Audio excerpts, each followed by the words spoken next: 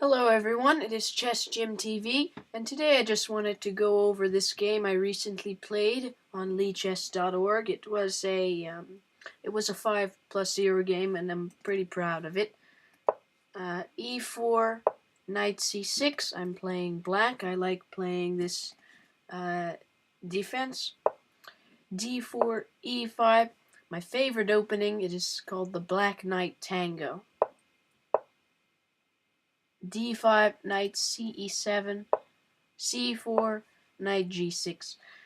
The reason they call this opening the tango is because the Queen Knight tangos over to the King's side. It is very nice. A3, I think this is a reasonable move by White. It is stopping my bishop to come out immediately to B4, and if I go to C5, he will be kicked immediately with this B4 move. So I played A5, stopping so I can play bishop to c5, so White can't play b4. Knight f3, bishop c5, knight c3, d6, knight a4, attacking my bishop. I don't want to immediately lose this bishop, so I pull him back. Bishop e3, attacking the bishop. I exchange, and White has these cramping double pawns. Knight f6, developing, attacking the pawn, getting ready to castle. Bishop d3, protecting castles, and c5. I think this is an okay move for White. It is very natural. He is expanding on the queen side and trying to expose this weakness on d6, the weakness of mine. Bishop d7, looking at the knight. After exchange. I can't take this knight attacking the queen because he will take my pawn attacking my queen. And if I take and he takes, he has an extra pawn, and it is a protected passed pawn. So and it is an extra pawn. So I can't play bishop takes knight here. So I play c takes d6 instead. Knight c3, knight g4. It is very important. I must allow this f pawn to advance to f5, maybe to f4, maybe take on e4. So I play knight g4. I don't play knight e8. Sometimes it is good to play knight e8 or maybe h5 coming to f4. This h5, it does not do anything. The knight is not heading anywhere useful. E8 is a bit passive, so I play knight g4, getting a tempo on the pawn and at the same time allowing this pawn to push. Queen e2, f5, exchanging, e4, closing the center again, attacking the rook. I think better for black here. I played rook f7. That was my move. That was in the game. But I think knight f4 was better, maybe gaining a tempo on the queen first. Because now I gained the tempo first. You must gain tempo. Tempo is the most important thing in the game. Anytime you can get a tempo, you must take it.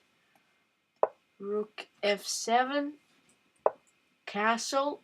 Now his king is over there.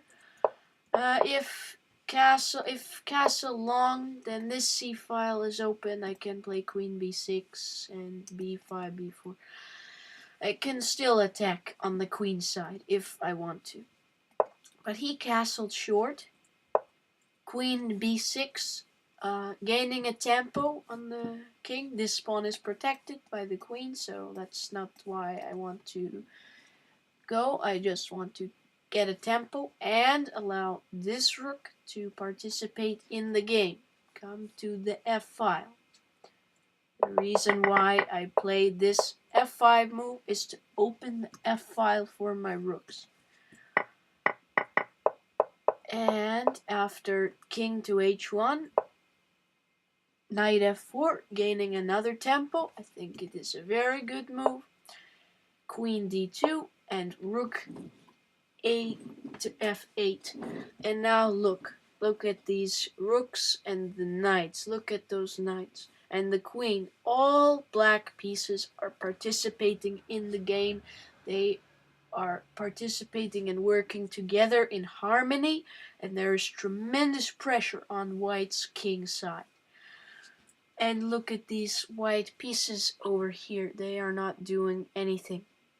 They're not participating in the game at all.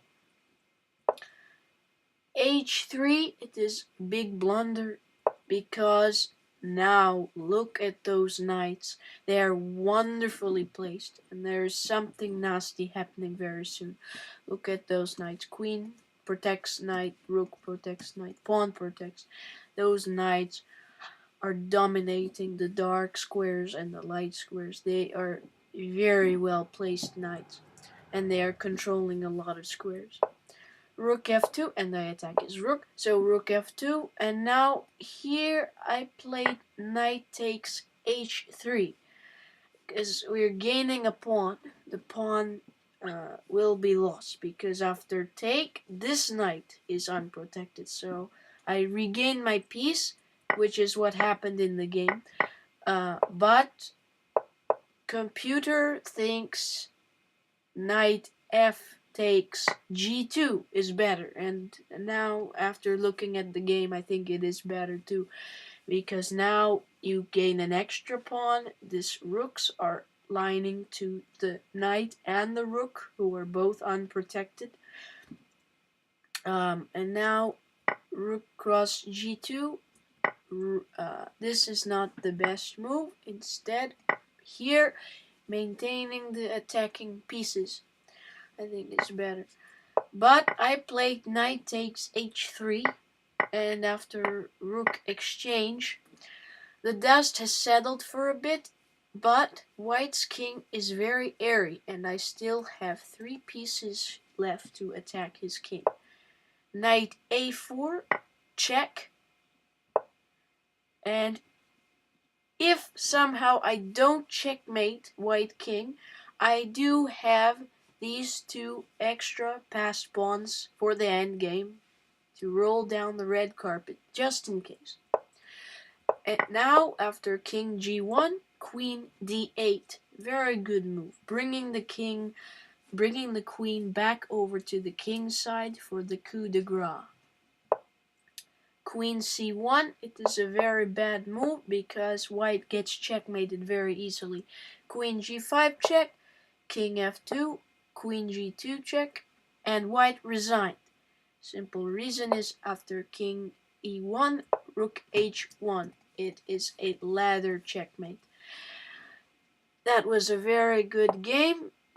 It was a knight tango, and white tried to play against the bishop, but I was able to develop it, and after the double pawns, I proceeded with development, and after this, I start an attack on the king's side with knight g4, and now opening the f file, and now I bring this back, white castled, and now I bring in my major pieces, first gaining several tempos along the way, and now I have all my pieces participating, and now these wonderful knights against the white king. I eventually find this tactic, winning a pawn, and now my pieces start to come after white's king entirely.